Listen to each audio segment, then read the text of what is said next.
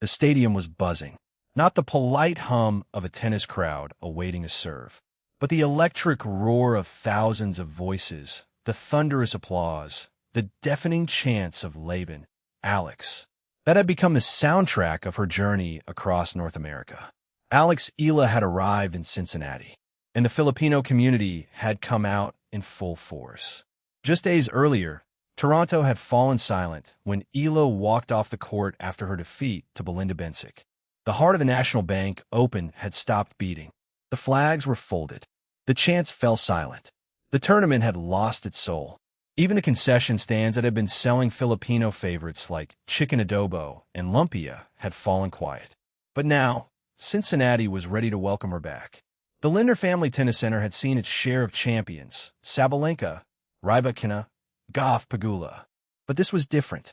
This was Eala-mania sweeping across another city, another tournament, another nation hungry to see their hero. Players like Coco Gauff and Jessica Pegula had already experienced the phenomenon firsthand. Katie McNally had called the atmosphere in Toronto electrifying even after losing to Eala.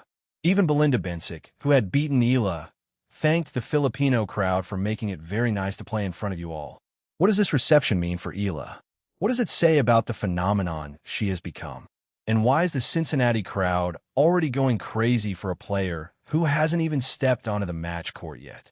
Welcome to Rally Nova. Let's begin. After the heartbreak of Toronto, Alex Eala needed a break. And she took one. Not a long one, but enough to clear her head, get a haircut, and spend time with friends before the next challenge began. I definitely will take maybe 2 days off, a day or two. I do have to travel to Cincinnati. I need to get a haircut. I haven't gotten a haircut in a while. My nails are grown out. So, yeah, I'll do a couple things just to get my mind off tennis, Eala said with a laugh after her loss to Bencic. But the break was short. The North American hardcourt swing never stops. And Eala's schedule was relentless.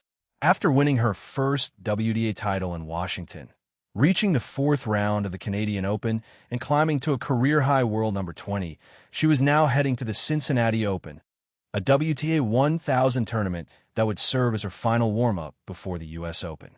The draw had been released. Eala was the 17th seed.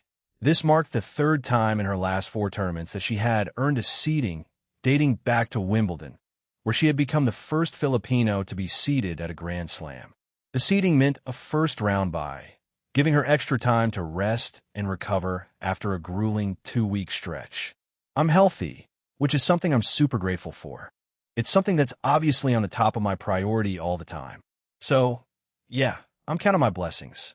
I'm taking the lessons that I've had from these 2 weeks and hopefully implementing them even more in a better way in Cincinnati and New York, Eala said as she prepared for Cincinnati. But the fans didn't need to wait for her first match. They had already started arriving.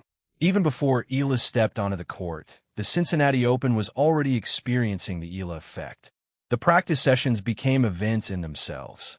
Reports from the Lindner Family Tennis Center described hordes of Filipino fans gathering around the practice courts, hoping to catch a glimpse of their hero. Players who had faced Eala knew exactly what was coming. Coco Gauff, who had played doubles with Eala in the past, described the atmosphere created by Eala's fans as electric and passionate. Jessica Pegula, who had lost to Eala in the Washington final, praised the Filipino fans during her runner-up speech, saying they're helping grow tennis around the world. The excitement was palpable. Fans who had never attended a professional tennis match before were showing up in droves, dressed in Philippine flags and custom t-shirts. They were bringing the energy of basketball and volleyball to tennis, transforming a traditionally reserved sport into a celebration of community and national pride. The players had noticed. Katie McNally, who had lost to Eala in Toronto, praised the Filipino fans despite being on the receiving end of their vocal support. Beyond thankful for all the love and kind messages received from people all around the world, but especially the Filipinos. The atmosphere out there was absolutely electrifying, McNally said. She added, I wish the result was different, but I left my whole heart out on the court. The journey continues, and my time is coming. Eala had nothing but respect for McNally after their grueling 3-set battle. I think there was a huge mutual respect for the great match that we had. She told me congratulations, and she said, "Thanks for letting me be a part of this," which is incredibly kind and gracious from her, Eala said. Super gracious and a lot of respect for Katie. But the Eala effect went beyond the stands. In Toronto, concession stands had run out of chicken adobo, a Filipino dish, and were selling lumpia alongside traditional tennis fare. The Cincinnati Open organizers were prepared for a similar phenomenon, with the local Filipino community ready to bring the same energy that had made Toronto unforgettable. Eala's number 17 seeding in Cincinnati was a milestone in itself. It marked the third time in her last 4 tournaments that she had earned a seeding dating back to Wimbledon, where she had become the first Filipino to be seeded at a Grand Slam. This was her highest seeding ever in a WTA 1000 event. The top seeds included familiar names: Aryna Sabalenka, Elena Rybakina, Jessica Pegula, Coco Gauff, and Mira Andreeva. Eala was among them, rubbing shoulders with the best in the world. Her ranking had skyrocketed from number 1180 in 2020 to number 20 in the world. She had won her first WTA title in Washington, defeating world number 3 Jessica Pegula in the final in a 3-set battle. She had reached the 4th round of Wimbledon. She had defeated a gauntlet of Grand Slam champions. Now, she was a legitimate contender in a WTA 1000 event. I think it's really important to have someone who you know backs you and believes in you. I feel that from him. I feel like we have good energy, good relationship, Eala said, crediting Coach Joan Bosch for helping her navigate the demands of the WTA Tour. We're able to be honest with each other. We're able to have an open line of communication. I've worked with him for a couple of years, so yeah, I admire him a lot and am grateful to have him on my team. The first round bye gave Eala extra time to recover from the fatigue that had plagued her in Toronto. Her run had ended with a 6-4, 6-0 loss to Bencic, a match that exposed the limits of her endurance after 8 matches in roughly 12 days. The ankle injury she had sustained against McNally had also taken its toll. But now she was rested, she was recharged, and she was ready. Overall, a really good week. I'm super happy with the run that I've had, Eala said after Toronto.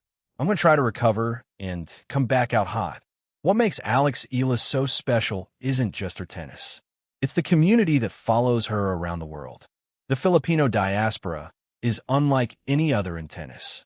They are passionate, they're vocal, they are unapologetically proud, and they have embraced Eala as their hero, their Bayani. In Toronto, the support had been overwhelming. The stadium had been sold out within hours of Eala's second-round match being announced. Filipino fans had packed Sobeys Stadium, transforming it into a home court for the Filipina star. The chants of Laban, Alex, echoed through the arena, and the sea of Philippine flags was a testament to the community's pride. Eala herself had egged on the crowd after her victory over Alicia Parks. Kamusta tayo ngayon Toronto? Ivagay niyo ang mga bandila niyo. There are so many Filipinos and flags in the crowd today, so thank you. I'm eternally grateful, Eala said. She continued in Tagalog. Alam niyo mga kababayan, linggo-linggo kayo kayong nakikita, sinusuportahan kayo. Linggo-linggo ko nakikita kan gaano niyo kamakawan kapwa niyo Pinoy. Kaya proud na proud din ako maging Pinoy. Maraming salamat, mga kababayan. Mahal na mahal ko kaong leho. Katie McNally praised the atmosphere despite being on the receiving end of the crowd support. Even Belinda Bencic, who had silenced the crowd with her victory, acknowledged the support. I know most of you guys were cheering for Alex, but I still have to say it was very nice for me to play in front of you all, Bencic said in her on-court interview. But the support extends beyond Toronto. Eala's fans follow her everywhere, to Washington, to Wimbledon, to Miami, to Berlin, to Cincinnati. They stay up late to watch her matches, often beginning at midnight in the Philippines. They buy her merchandise. They cheer her on. They show up in numbers that tennis has rarely seen. Eala acknowledges this with humility and gratitude. I am kind of just like a drop in the ocean, when it comes to Filipinos and their pride for their culture and where they come from, she explained. Me, I do a lot to kind of represent my country, and I'm very proud of it. But you see, the stadium was full of people who do the same thing, right? So, I guess that just shows you what kind of community we are and what kind of people we are and how supportive we are of each other. The Cincinnati Open is a crucial stop on Eala's journey. It is her final warm-up before the U.S. Open, the biggest event of the year. And she arrives in Ohio with momentum, confidence, and the unwavering support of her fans. But the competition will be fierce. Sabalenka, Rybakina, Goff, Pegula, the best in the world are here. Eala will need to be at her best to make a deep run. Her serving, which had been exposed in Toronto, will need to improve. Her movement, after the ankle injury, will need to be sharp. Her mental resilience, already tested beyond measure, will need to hold. But Eala is ready. Overall, a really good week. I'm super happy with the run that I've had, she said after Toronto. I'm going to try to recover and come back out hot. The fans in Cincinnati are already waiting. The practice courts are packed. The tickets are selling. The flags are ready. The chants are being rehearsed. Eala-mania is here, and it's not going anywhere. I mean, you got to enjoy what I have. I got to enjoy the time that I have that I'm not on court, Eala had said before Cincinnati. She got her hair cut. She visited friends. She recharged. And now, she's ready for the next chapter. After Cincinnati comes the U.S. Open, which begins on August 30th in New York City. Then the Singapore Open, a WTA 500 event, followed by the 20th Asian Games in Japan, where Eala will look to help the Philippines contend for another gold medal. The road ahead is long. But with the roar of the Filipino crowd behind her, Eala is ready for anything.